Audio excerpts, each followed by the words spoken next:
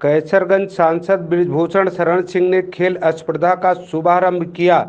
महाकवि तुलसीदास महाविद्यालय के प्रांगण में आयोजित इस अवसर पर विधायक कर्नलगंज अजय सिंह, विष्णु प्रताप नारायण सिंह, कुंवर बहादुर सिंह, राजेश राय चंदानी, वासुदेव सिंह, पिंकू सिंह मिझोरा, प्रदीप तिवारी, डॉक्टर एसपी सिंह, डब्लू सिंह, सतीश मिश्रा, लक्ष्मी शंकर पांडे, हितेंद्र सिंह गुड्डू सैकड़ों खेल प्रेमियों की उपस्थिति रही। वहीं सांसद ने बाबा रामदेव को आड़े हाथों लिया। कांग्रेस के पूर्व अध्यक्ष राहुल गांधी पर भी कटाक्ष किया। परसपुर ब्लॉक की सांसद खेल स्पर्धा द्वितीय वर्ष का कार्यक्रम ये चल रहा है। कर्नलगंज के विधायक अजय सिंह जी हमारे बगल में बैठे हुए हैं और इनके देखरेख में ये कार्यक्रम चल रहा है। हमारे लोकसभा के अंदर ये 5वें ब्लॉक का आज कार्यक्रम है और हर ब्लॉक में इसी प्रकार से कार्यक्रम चल रहा है। कल इसी विधानसभा के अंदर 6ठे ब्लॉक के कार्यक्रम का उद्घाटन होगा और एक साथ ये हम दिसंबर में पूरा खेल पूरा करेंगे। और वैसे तो खेल हर क्षेत्र में होता है, लेकिन मेरा मानना है कि कैसरगंज में बहुत बढ़िया, बहुत सुंदर ढंग से खेल होता है। कल 6 दिसंबर है सांसद जी, जिसमें बाबरी विध्वंस का दिन है, उसमें आप पे आरोप भी लगा था, आप बरी भी हो गए और अब आपकी सरकार में भव्य राम मंदिर बन रहा है। तब में और अब में कैसी सलाह देख रहे हैं? देखिए, 6 दिसंबर 1992 में मुस्लिम समाज जिसको बाबरी मस्जिद कहता है और हिंदू समाज जिसको राम की जन्मभूमि मानता है, और उसको पुनः बनाने के लिए कार सेवकों के द्वारा वो ढांचा जो विवादित था ढा दिया गया था। उसमें सीबीआई ने सबसे पहले मुझे अरेस्ट किया था और आज प्रसन्नता है कि जिस विषय को लेकर के लगभग 500 वर्ष से जिस चीज़ का संघर्ष चल रहा था और बहुत कुर्बानियां भी हो चुकी हैं, और आज हम लोगों के सामने मोदी जी के नेतृत्व में मंदिर का निर्माण चल रहा है और 24 के पहले मंदिर पूरा हो जाने का संकल्प है। और आज अयोध्या के अंदर 2 गुना 3 गुना भीड़ बढ़ गई है, जबकि अभी मंदिर का केवल एक तरीके से कह लीजिए कि आप नीचे का काम चल रहा है। और हमको लगता है कि जिस दिन मंदिर बन जाएगा तो उसका प्रभाव हमारे गोंडा जनपद पर भी पड़ेगा, बाराबंकी पर भी पड़ेगा, फैजाबाद पर भी पड़ेगा, बस्ती पर भी पड़ेगा, और बहुत बड़ी संख्या में लोग दर्शन करने के लिए आएंगे। तो आसपास भी देखना चाहेंगे कि राम से जुड़ी हुई, अयोध्या से जुड़ी हुई कौन कौन सी चीज़ें हैं। राहुल गांधी कह रहे हैं कि भाजपा वाले जय श्री राम कह रहे हैं, सीता राम ने कह रहे हैं, सीता माता का अपमान कर रहे हैं। नहीं, देखिए, ऐसा है कि भाजपा वाले सीताराम भी कहते हैं, जय श्री राम भी कहते हैं, और सीताराम भी कहते हैं, और जय श्री राम भी कहते हैं। ये मौसम के हिसाब से कहते हैं। ये राहुल गांधी जी मौसम के हिसाब से कहते हैं। 2014 के पहले इनको सीताराम कहने में भी दिक्कत थी, जय श्री राम भी कहने में दिक्कत थी, और अब ये सीताराम भी कहते हैं, जय श्री राम भी कहते हैं। और वैसे जो है राहुल गांधी के बात को इस देश के अंदर कोई सीरियस नहीं लेता है, कोई उनकी बात को सीरियस नहीं लेता है। कभी कभी क्या बोल जाते हैं किसी को पता नहीं लगता है। आपने कहा कि 100 रुपये प्रति लीटर दूध बिक रहा है, महंगा है, इतना है कि 100 रुपये की लागत आ रही है, और फिर भी 500 रुपये में घी कैसे बेच रहे हैं? नहीं, मैंने ये कहा है कि यहाँ किसान बहुत भारी मात्रा में बैठे हैं और अभी लागत निकाली गई है कि 1 किलो दूध पैदा करने में कितनी लागत आती है। तो मान करके चलिए कि कोई आदमी अगर शहर में गाय रखता है और तो उसकी लागत 125 रुपये आती है। 1 किलो के पीछे 125 रुपये प्रति किलो की लागत आती है, और गांव के अंदर 100 रुपये की लागत आती है। 17 रुपया किलो भूसा है और 22 रुपया किलो चोकर है। अगर 3 किलो चोकर देंगे तो 66 रुपये का हो जाएगा, और 3 किलो भूसा देंगे तो 51 रुपये का हो गया। तो 100 तो यही पार कर गया। और जो सामान्य गायें हैं वो 5 लीटर, 4 लीटर, 3 लीटर, कोई गाय 8 लीटर, 10 लीटर, 12 लीटर दूध देती है। तो लेकिन उनका जो खर्चा है, खर्चा अगर आप निकालिए तो 100 रुपये, कम से कम 100 रुपये लागत जो है दूध पैदा करने में आती है। लेकिन जो लोग दूध पैदा करते हैं वो दूध खाते हैं, वो अपने घर का दही खाते हैं, अपने घर का घी खाते हैं, लेकिन जो लोग खरीद करके खाते हैं वो पता नहीं क्या खाते हैं। एक बाबा आपसे नाराज हैं, वो कैसे 500 रुपये किलो में घी बेच रहे हैं? अब यही तो दुर्भाग्य है। जब बालकृष्ण जी का फोन आया तो मैंने उनसे पूछा कि महाराज जी, मैं संतों की इज्जत करता हूं, आपकी भी इज्जत करता हूं, लेकिन आज एक बात मुझको समझा दीजिए कि 30 किलो दूध में, गाय के दूध में 1 किलो घी बनता है, और अगर 40 रुपये का भी प्रति लीटर दूध मान लिया जाए तो 1200 रुपये का तो दूध हो गया।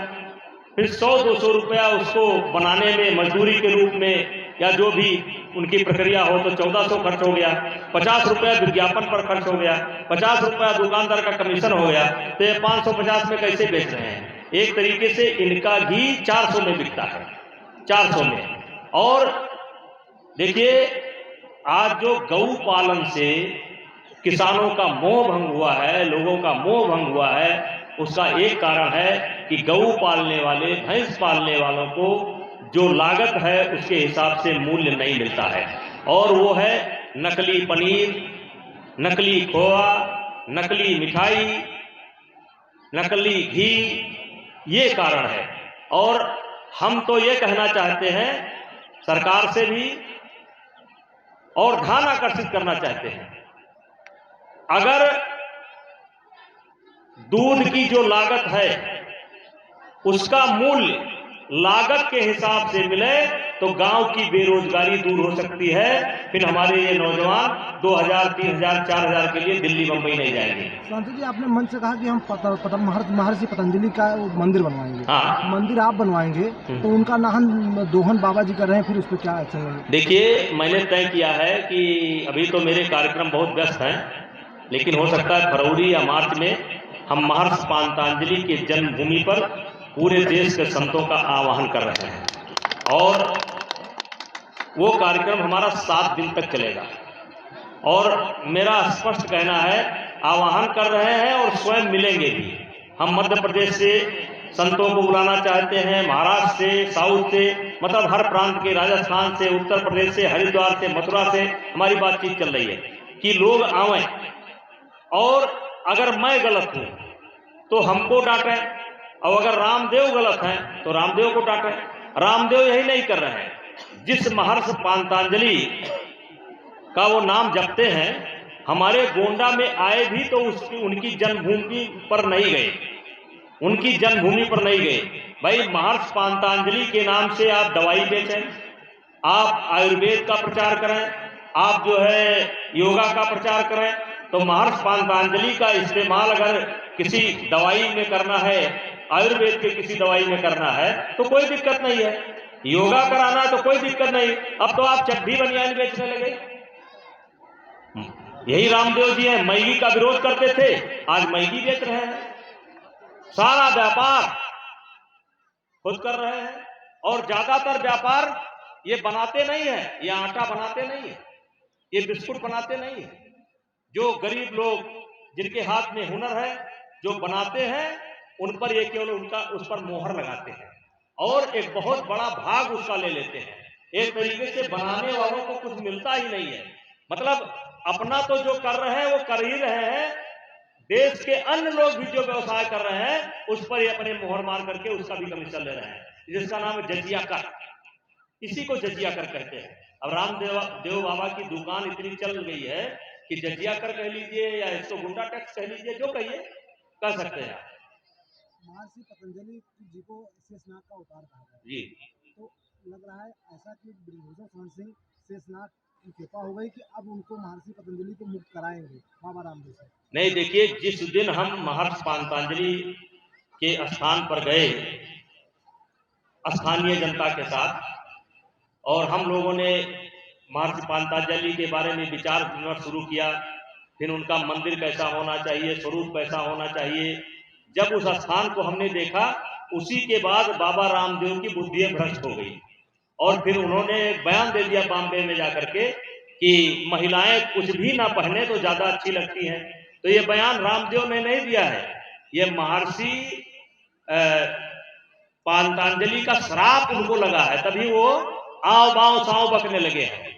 ये महर्षि पातंजलि का श्राप लग गया उनको, इसीलिए वो कहते हैं महिलाएं कुछ भी ना पहने तो अच्छी लगती हैं, ज्यादा अच्छी लगेंगी। ये महर्षि पातंजलि का श्राप है और श्राप लग चुका है। कहीं ना कहीं इतिहास उठा के देख लीजिए, जिसने महिलाओं का अपमान किया है उसका पतन जरूर हुआ, तो इसका मतलब कि तैयारी पे है बाबा रामदेव। देखिए, श्राप तो लग चुका है उनको, देश के साथ बहुत बड़ा धोखा किया है। आप सोचिए कि वो एलोपैथिक को नकारते थे, डॉक्टरों को नकारते थे, दवाई को नकारते थे, हंसते थे एलोपैथिक के नाम पर। और आप देखिए कि उनके शिष्य हैं, क्या नाम भाई, बालकृष्ण को अंत में एलोपैथिक के शरण में ही जाना पड़ा।